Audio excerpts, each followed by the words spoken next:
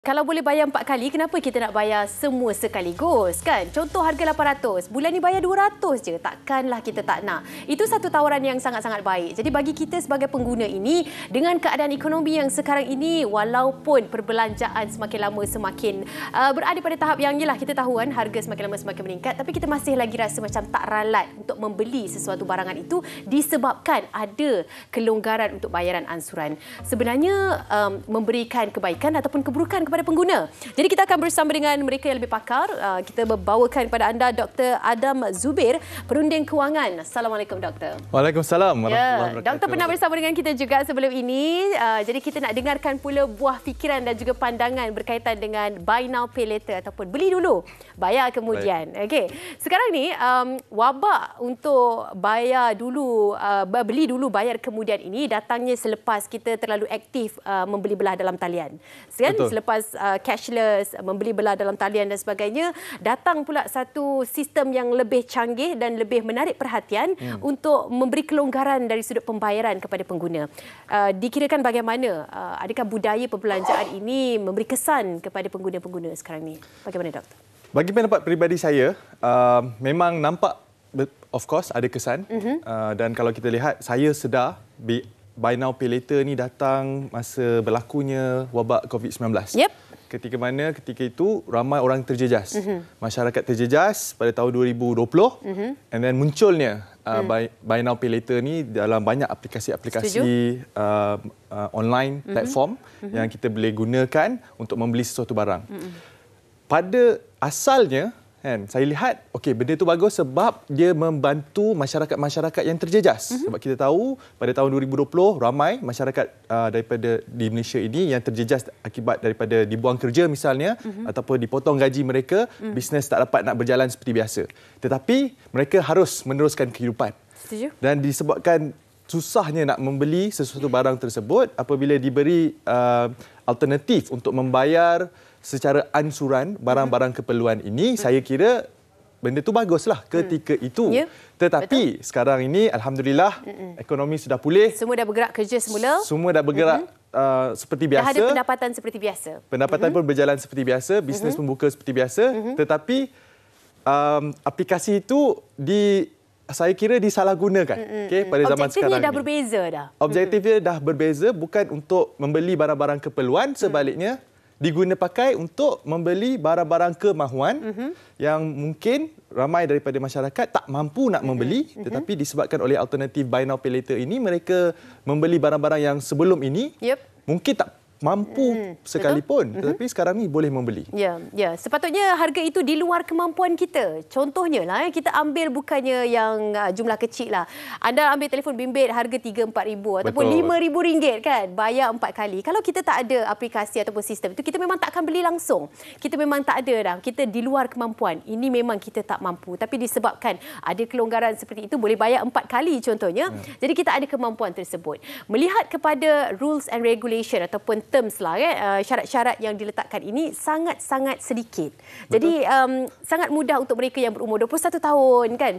Sampai saya rasa mereka sangat targetkan golongan muda ini untuk menggunakan BNPL ini. Apa pendapat doktor sendiri? Ya, itu yang bahayanya. So kalau sebelum ini, sebelum kewujudan BNPL ini, kalau kita nak membeli sesuatu barang secara ansuran, seseorang itu contohnya perlu menggunakan kad kredit misalnya. Tapi kad kredit ini perlu melalui pengurusan dengan bank kan, jadi agak sukar lah. Kena berurus dengan bank, kena ada payslip, slip gaji, lepas tu kita kena ada credit score rating yang bagus. So maksudnya tak ramai orang yang mampu apply credit card itu. Tetapi sebaliknya dengan BNPL ini, asalkan anda boleh buka ataupun ada akses kepada apps dan ada apply, mereka tak lihat credit score rating anda boleh menggunakan perkhidmatan BNPL itu. Ini membuatkan orang-orang muda zaman sekarang ini baru je, even some of them belum habis sekolah lagi, tetapi boleh menggunakan aplikasi BNPL ini dan membeli barang-barang kemahuan mereka. Contohnya beli game, beli konsol, beli handphone dan sebagainya. So bagi saya ini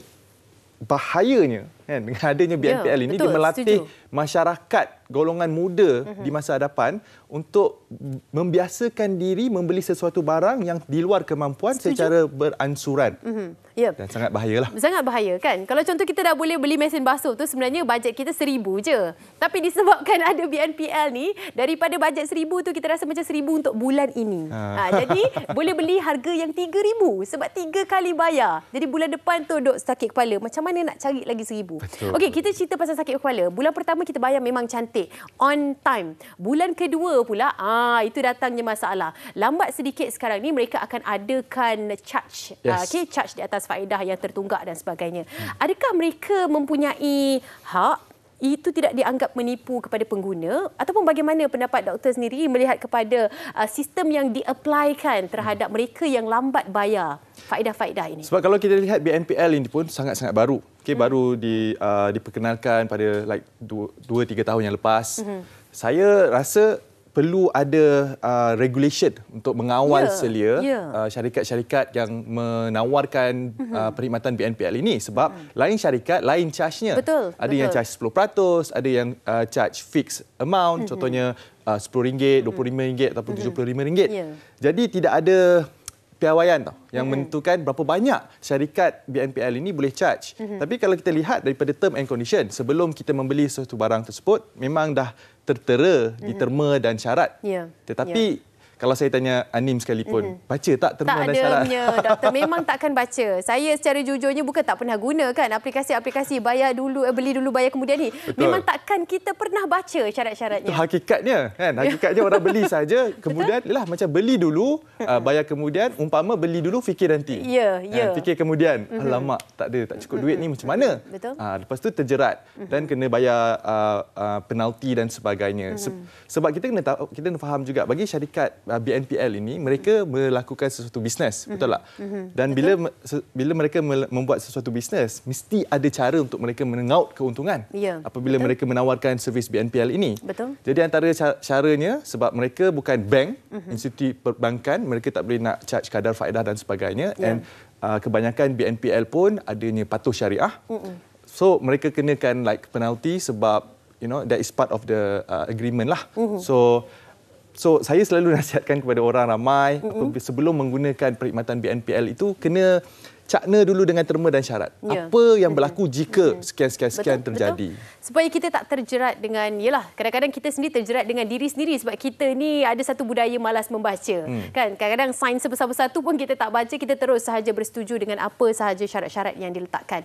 Okey, kita nak fokuskan lebih kepada BNPL ini apabila golongan baru kahwin, golongan muda, tak cukup dengan itu, mereka yang tahulah limit perbelanjaan setiap bulan itu takat tu sahaja. Ini antara golongan-golongan yang berisiko menggunakan BNPL dan akhirnya terjerat dengan situasi ini. Sebenarnya bagaimana dan apakah kesannya terhadap individu tersebut? Sebab bukan sahaja aplikasi itu tidak boleh digunakan, tetapi nama kita juga akan menjadi buruklah. Kan?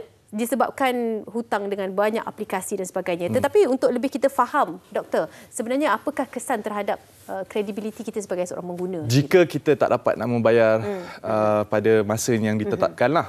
So, I think first thing first, pertama sekali, kalau kita membuat hutang berlebih-lebihan, sebab BNPL ni kita boleh buat banyak. Bayangkan anda boleh buka beberapa aplikasi. Umpama macam anda ada beberapa kad kredit. So kalau anda buat hutang dengan aplikasi A, aplikasi B pun buat juga BNPL, aplikasi C pun buat juga BNPL. Jadi apa yang berlaku adalah perbelanjaan ataupun komitmen bulanan anda makin lama makin bertambah. So itu yang anda kena komit selama 3 bulan ataupun 4 bulan. Jadi kalau apabila anda tak dapat apabila anda tak mampu untuk membayar komitmen-komitmen ini, maka anda dikenakan denda. Dan denda itu boleh jadi sangat-sangat tinggi. Saya bagi contoh, ada satu aplikasi ini, kalau barang yang anda beli di bawah RM100, anda dikenakan RM10 penalti.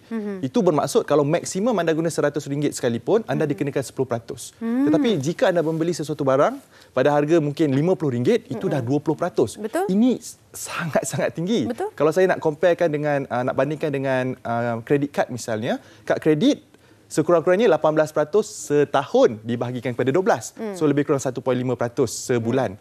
So maksudnya BNPL ni kalau disalahgunakan, dia jadi sangat-sangat tinggi. BNPL ni adalah satu umpama it's like macam microfinancing. Maksudnya kita buat pinjaman sikit. Macam zaman-zaman dulu kan kadang-kadang atuk nenek kita suka buat pinjaman dengan kedai. Contohnya beli nasi lemak ke, beli beras ke dan sebagainya. Okey, nanti saya bayar RM5, saya bayar RM10.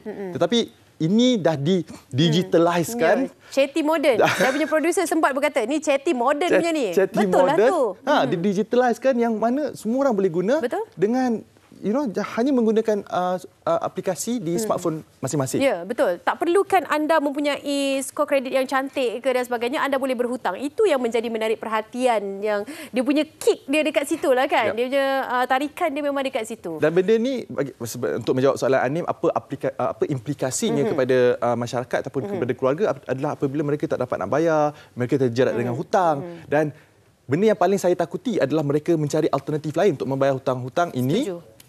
Tetapi mereka tidak korek yang ni, tutup yang ni. Tetapi mereka tidak ada kredit skor yang bagus. So mereka tak boleh nak ambil loan daripada bank, mereka akan ambil loan daripada tempat-tempat yang bahaya, yang tak Yalah, yang tak berlesen, yang berlesen dan sebagainya. Yang kita khawatirlah kan pinjaman-pinjaman lain yang kadang-kadang bila kita berada pada situasi yang terjerat ini, banyak tindakan yang di luar daripada kawalan kita yang kita boleh buat. Terima kasih banyak-banyak doktor. Saya rasa pacing kita agak laju dan padat. Saya harap anda di luar sana dapat mengikuti sebab ini antara yang sememangnya dekat dengan kita. Tak payah cakap anda semua. Saya sendiri antara pengguna Buy Now Pay Later. Kita perlu ada pengurusan yang baik kan doktor? Pengurusan yang baik untuk anda tahu dan fahami bagaimana dengan aplikasi ini boleh digunakan sebaiknya. Lebih banyak kebaikan daripada keburukan yang akan anda dapat jika tahu pengurusan yang baik. Terima kasih Dr. Adam Zubair, Perunding Kewangan